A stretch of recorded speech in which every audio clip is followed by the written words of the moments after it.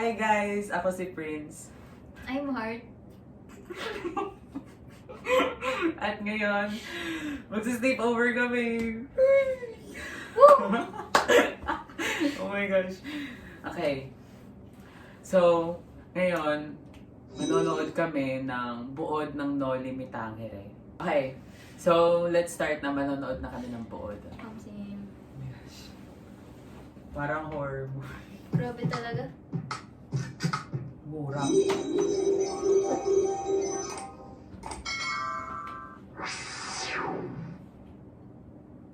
Maikling kabuuan ng Noli Me Tangere.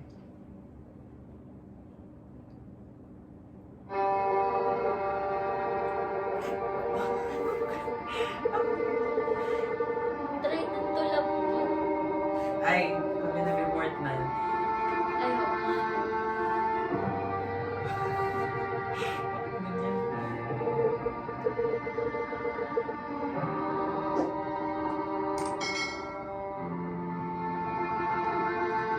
Naging usap-usapan sa Maynila ang magaganap na pagtitipon sa tahanan ni Don Santiago de los Santos, kilala sa tawag na Kapitan Tiago, noong mga huling araw ng Oktubre.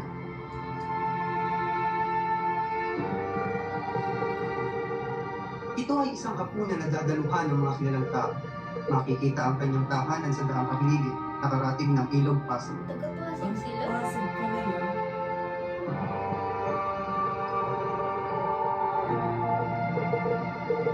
Dinaluhan ito ng isang binatang nag-aral sa Europa ng 7 taon. Siya si Crisostomo Ibarra, ang anak ni Don Rafael Ibarra. Kabilang sa mga dumalo ay sina Teniente Guevara, Doña Victorina, Padre Damaso, Padre Sibila, at iba pang mga kilalang tao. Ni Padre Damaso. Sa hapon ng iyon ay masasakit na salita laban sa ama ni Crisostomo ang kanyang narinig.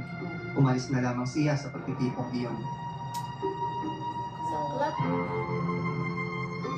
Sa liwasan ng binundok, naabutan ni Teniente Guevara si Crisostomo.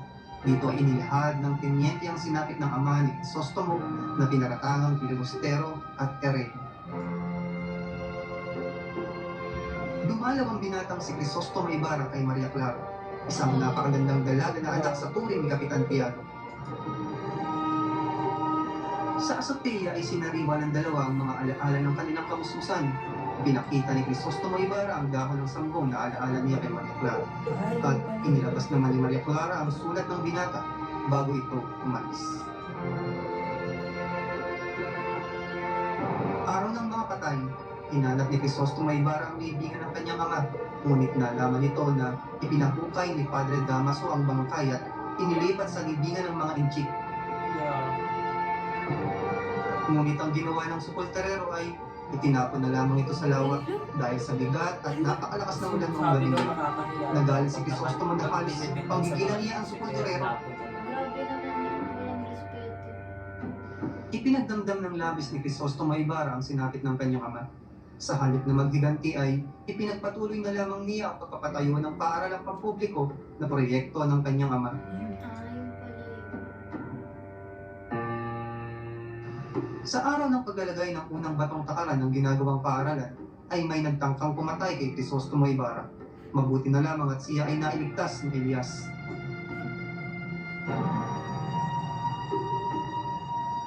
Si Maria Clara ay nagkasakit dahil sa sindak sa gumuhong bato noong araw ng pagdiriwang. Mabuti na lamang at nagpadala ng gamot si Ibarra at ito ay gumaling. Grabe naman yun. Kapit siguro nagpadala. Isang salo-salo ang inihando ni Crisostomo Ibarra matapos ang pagbabasbas. Ngunit sa halip na ipagpasalamat ni Padre Damaso ay kinutyakot at hinamak pa nito ang alaala ng ama ng binata.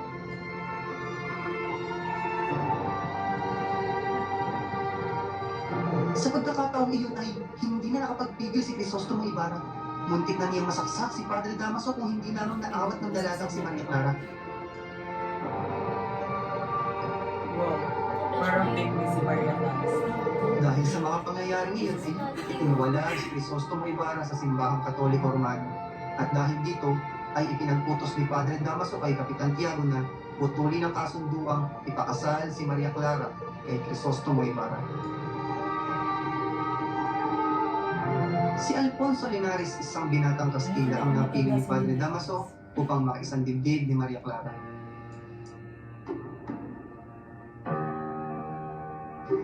Sa kabutihang palad ay tinulungan ng Kapitan General si Crisostomo upang mapawalang bisa ang pagka-eskomulgado nito.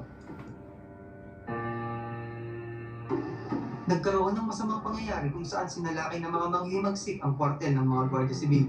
At ang itinuturong utak ng paghihimagsik ay si Crisostomo Ibarra.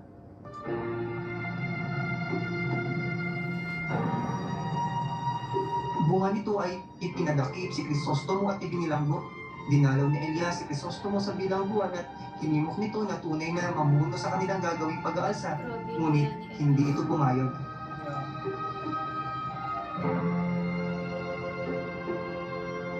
Ginamit ang sulat ni Crisostomo Ibarra kay Maria Clara bilang matibay na ebidensya upang madiin ito sa kasalanang hindi ginawa.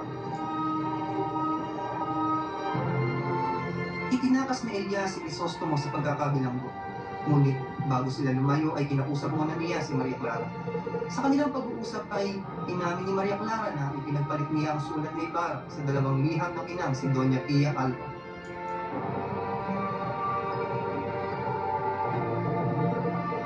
Sa liham na ito ay nalaman ni Maria Clara ang kanyang tunay na ama ay si Padre Damaso.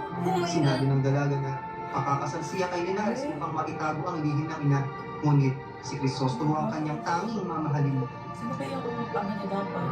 Si Kapitan Tiago. Pagkatapos makapag-usap ang magkasintahan ay tumakas sina Crisostomo at Elias sa mga tumutugis na Guardia Civil.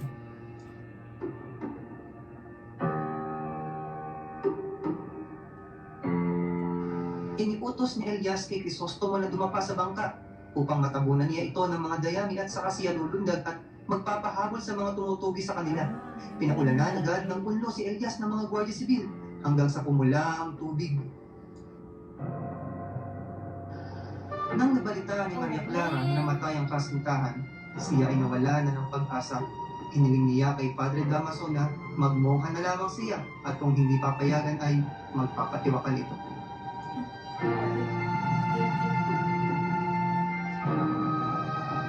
Sa pagtakas ni Elias sa mga humahabol na Guardia Civil ay narating niya ang libingan ng mga Ibarra. Siya ay naghihingalo at sugatan dahil sa mga punong tumama sa kanya. Sa libingang iyon ay nakita niya si Basilio na iniiyakan ng pamamatay na inang si Sisa.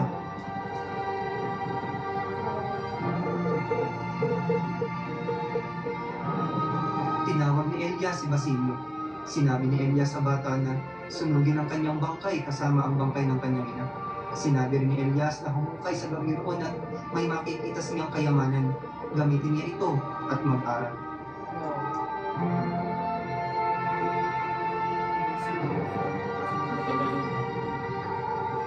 Bago malagutan ang hininga si Elias ay tumalaw ito sa silangan at nagbika. Mamamatay akong hindi man lamang namasdan ang maningning na bukang liwayway sa aking inang bayan.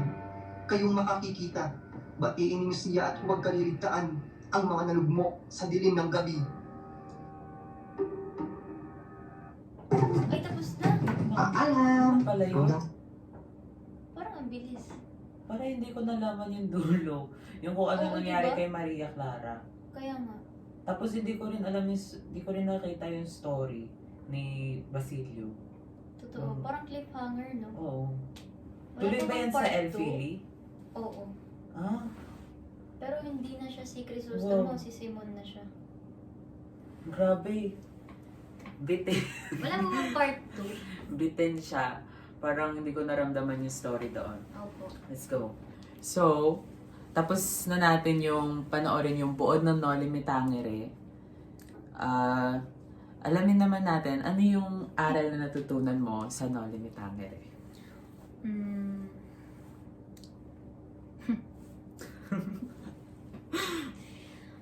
Isa po sa natutunan ko ay katulad po sa last part ng video, binigyan ni Elias ng paraan si Basilio upang makapag-aral. Sinabihan niya po siya na maghukay at may makikita siyang kayamanan at parang sinabi niya po, mag-aral ka. Para, Tapos, tsaka siya namatay. So, parang ang moral lesson, mahalaga po yung pag-aaral natin. Katulad po ng ginagawa namin ngayon, kahit po walang pasok. Gumagawa pa rin ng paraan para mag-aral. Same. Yung yung natutunan ko naman sa Noli Me Tangere is alam naman po natin yung Noli Me Tangere, ginawa po siya para po mabuksan yung mata nating mga mamamayang Pilipino sa mga pang-aapi ng mga Kastila. So dito parang yung aral dito is mahalin natin ang ating bayan, ang Pilipinas, mahalin natin ang inang bayan at protektahan natin siya. Yun lang. Okay. Yun lang guys. Matutulog na ako. Tutulog na po kami. Matutulog na ako. Wait lang. Good night guys. Close the lights. Close. Oh my gosh. Wala na makita. Okay, bye guys. Goodbye. See you next time. Bye-bye. Bye.